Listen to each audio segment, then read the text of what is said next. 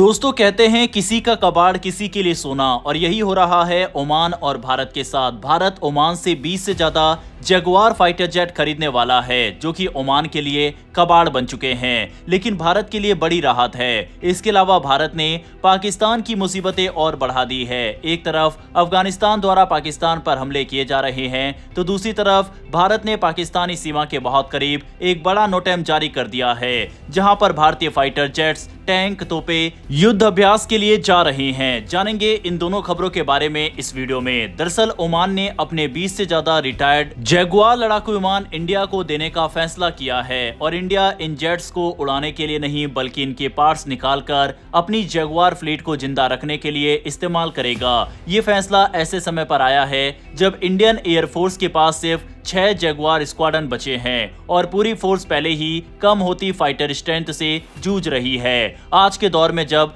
कहीं supply chain रुक जाती है, कहीं प्रतिबंध लग जाते हैं और कहीं देसी प्रोजेक्ट देरी में फंस जाते हैं, ऐसे में पुराने जहाजों से निकाले गए पार्ट्स भी देश की सुरक्षा में बड़ी भूमिका निभा देते हैं। ओमान की ये जगुआर 1970s में लिए गए थे और 2014 में पूरी तरह रिटायर कर दिए गए थे।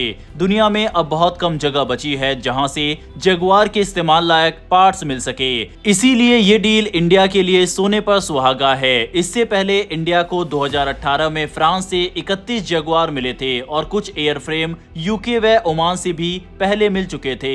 इस बार मिलने वाले इंजन, एवियोनिक्स और स्ट्रक्चर के बड़े पार्ट्स इंडियन जगुआर्स की लाइफ कई साल बढ़ा सकते हैं। इससे 115 जगुआर में से जो अभी बचे हैं वे 2030 के बाद तक भी उड़ान भर पाएंगे। IAF में जगुआर को शमशेर नाम से जाना जाता है। हाल ही में मई 2025 के ऑपरेशन सिंदूर में भी जगुआर ने दूर से मार करने वाले रैम्पेज मिसाइलों के साथ पाकिस्तान के कई ठिकानों पर सटीक वार किया था। समुद्री रोल में भी ये विमान आज भी काम आता है। खासकर जामनगर में तैनात स्क्वाड्रन का फोकस भारतीय समुद्री सीमा की निगरानी पर रहता है। दुनिया के बाकी देशों ने जगुआर को कई साल पहले रिटायर कर दिया था, लेकिन भारत अभी भी इसे उड़ाता है और सर्विसबिलिटी 72% के आसपास बनाए रखता है। इसका बड़ा कारण निरंतर अपग्रेड डेरिन प्रोग्राम की वजह से 60 जगुआर आज भी आइसा रडार, एसरैम मिसाइल और बेहतर इलेक्ट्रॉनिक सिस्टम के साथ चल रहे हैं। हालांकि हनीवेल इंजन वाला अपग्रेड 2019 में कैंसिल हो गया, लेकिन पुराने एडोर इंजन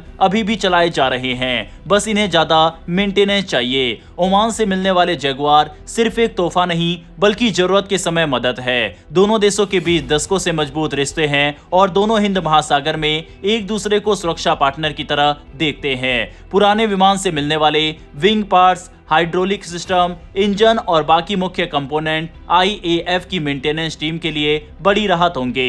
इससे HAL को भी तेजी से ओवरऑल करने में मदद मिलेगी और विदेशी पार्ट्स पर खर्च भी कम होगा। लेकिन बड़ा मुद्दा यह है कि IAF के पास आज सिर्फ 30 से 31 फाइटर स्क्वाड्रन है, जबकि जरूरत 42 की है। MiG-21 रिटायर हो रहे हैं और आने वाले सालों में जगुआर तथा MiG-29 भी हटने लगेंगे। ऐसे में IAF की कमी और बढ़ सकती है। इसका सॉल्यूशन भारत को जल्दी निकालना होगा। अब बात करते हैं पाकिस्तान की। पाकिस्तान और तालिबान के बीच इस समय बॉर्डर पर हालात काफी तनावपूर्ण है। दोनों देशों के बीच डूरन लाइन पर लगातार झड़पें, सीज फायर वायलेशन और भारी फायरिंग देखने को मिल रही है। इसी टेंशन के माहौल में भारत ने एक बड़ा कदम उठाया है, जिसकी टाइमिंग पाकिस्तान के लिए बहुत बड़ा मैसेज है। भारत ने 10 और 11 दिसंबर को अरब सागर में एक बड़ा नोटैम जारी किया। ये इलाका कराची से करीब 200 नॉटिकल माइल दूर पड़ता है। सबसे दिलचस्प बात यह है कि जहां भारत अपनी एक्सरसाइज करेगा, ये जगह पाकिस्तान के मैरीटाइम बॉर्डर से सिर्फ